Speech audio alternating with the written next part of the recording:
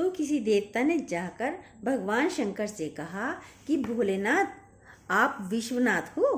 भगवान शंकर ने कहा, हाँ, आप कुछ ही दिन विश्वनाथ रहोगे, उसके बाद नहीं रहोगे। बोले, क्यों? जब विश्व ही नहीं रहेगा तो किस बात के आप विश्वनाथ रहोगे? बोले, क्या हो जाएगा? बोले, सारा विश्व मुक्त हो रहा है। नारद आदि देवताओं ने शंकर जी से कहा, सारा विश्व मुक्त हो रहा है, सब मुक्त हो जाएंगे। बोले, कैसे? ब्रह्मा जी अपने 5वें मुख से पुराण विद्या का पाठ करते रहते हैं। उस पुराण विद्या को सुन सुनकर लोग मुक्त हो रहे हैं। सब मुक्त हो जाएंगे, सृष्टि रहेगी ही नहीं। तो आप कैसे विश्वनाथ रहोगे? आपको प्रलय करने की जरूरत भी नहीं पड़ेगी, आपका भी काम खत्म हो जाएगा। भगवान शंकर तो रौद्र रूप, उनको क्रोध आ गया, रौद्र रूप रख लिया उन्होंने और क्रोध आ गया। भगवान शंकर ने जाकर के अपने त्रिशूल से ब्रह्मा जी के 5वें मस्तक को काट दिया। जब मस्तक से ब्रह्मा जी जिस मस्तक से ब्रह्मा जी वेद पाठ करते थे, उस मस्तक को भगवान शिव ने काट दिया। जब काट दिया तो प्राण विद्या, पुराण पाठ तो बंद हो गया। लेकिन शंकर भगवान को ब्रह्म हत्या लग गई, ब्रह्म हत्या चिपक गई उनके हाथ में। अब वो छूटे ही नहीं। भगवान शंकर इधर उधर भाग रहे हैं। उस ब्रह्म हत्या को लेकर भगवान शंकर भगवान नारायण के पास पहुंचे। बोले, प्रभु, ये ब्रह्म हत्या कैसे छूटेगी? भगवान नारायण ने एक भिक्षा पात्र दिया और कहा, इस पात्र को हाथ में लेकर जाओ और भिक्षा मांगो, और जहाँ पर ये तुम्हारा पात्र भर जाएगा, जिसकी भिक्षा देने से ये पात्र भर जाएगा, वहीं तुम्हारी ब्रह्म हत्या छूट जाएगी। उस ब्रह्म कपाल को लेकर भिक्षा मांगने के लिए भगवान शंकर चल पड़े। जहाँ जाए कोई कितना भी दे, वो पात्र भरे ही नहीं। अन्नपूर्णा के देने पर भी वो पात्र नहीं भर रहा था। तो भिक्षा पात्र लेकर भटकते भटकते भगवान शंकर उत्तराखंड में पहुंचे। तो वहां पर मूर्ति देवी के पुत्र भगवान नर नारायण, बद्री नारायण तप कर रहे थे। भगवान शंकर वहां जाकर कहा, भिक्षाम देही। नर नारायण ने संकेत किया कि मेरे पास भिक्षा देने के लिए कुछ नहीं है, आप अपने त्रिशूल का स्पर्श कराओ मेरे शरीर में, और जो वैष्णव तेज प्रकट हो उसी को आप भिक्षा के रूप में स्वीकार कर लेना।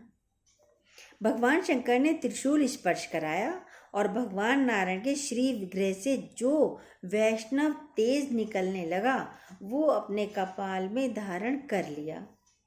देखते देखते वो कपाल भर गया और वो वैष्णव तेज कपाल से ऊपर होकर बहने लगा। भगवान शंकर की ब्रह्म हत्या तो छूट गई, लेकिन वो वैष्णव तेज कपाल को भर करके बाहर गिरने लगा।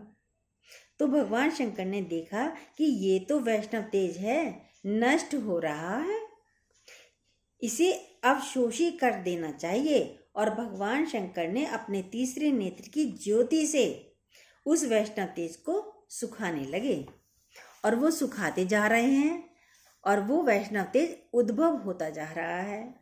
परिणाम यह हुआ कि देखते देखते भगवान शंकर का जो तेज था वह भी मूर्तिमान हो गया, और वैष्णव तेज तो भिक्षा पात्र में गिर रहा था, वह भी मूर्तिमान हो गया।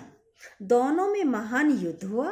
तो जो वैष्णव तेज था वह नर बन गया, और रुद्र जो तेज था वह नर से युद्ध करते करते पराजित हो गया, और पराजित होकर के वह रुद्र तेज वहां से भागा, और भागकर उसने हजारों वर्ष तप किया।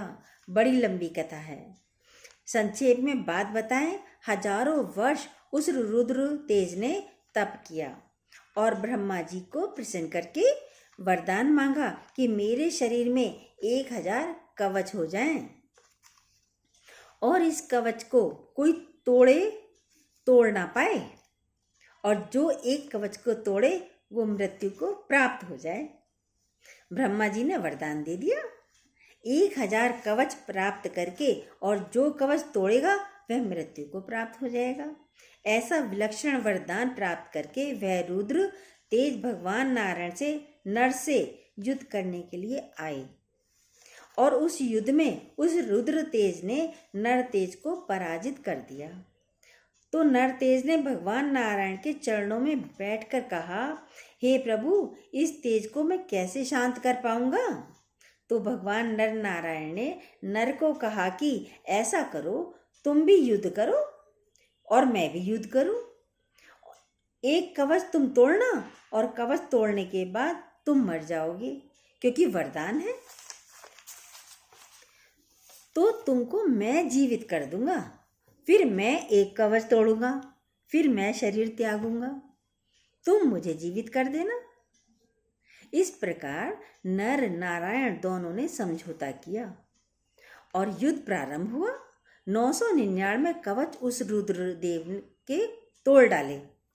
जब अंतिम कवच बचा तो उस रुद्र तेज ने देखा कि अब ये भी कवच अगर टूट गया तो मैं समाप्त हो जाऊंगा। उस रुद्र तेज ने क्या किया? उसने युद्ध को छोड़कर के आकाश में गमन किया। रुद्र तेज जाकर के सूर्य के बिंब में समाहित हो गया, और समय आने पर वही रुद्र तेज द्वापर युग में सूर्यपुत्र कर्ण के रूप में उत्पन्न हुआ, जो कवच कुंडल धारण किए हुए था। इसलिए रुद्र स्वरूप परशुराम जी से उन्होंने समस्त विद्याएं प्राप्त की और कवच कुंडल लेकर के पैदा हुए। और नर नारायण की तो प्रतिज्ञा थी कि इसे मारना है, इसलिए इस बार नर की बारी थी। नारायण के रूप में कृष्ण आए और नर के रूप में अर्जुन आए।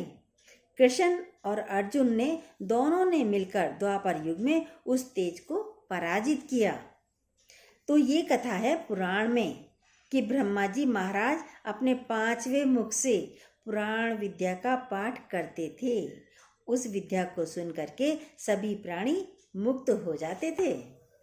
हमारे पूर्वाचार्यों ने कहा है, जो वेद ज्ञान के मूल आधार हैं, उन वेदों के अर्थ का निर्णय करने के लिए हमें स्मृति, इतिहास और पुराण की शरण में जाना पड़ता है।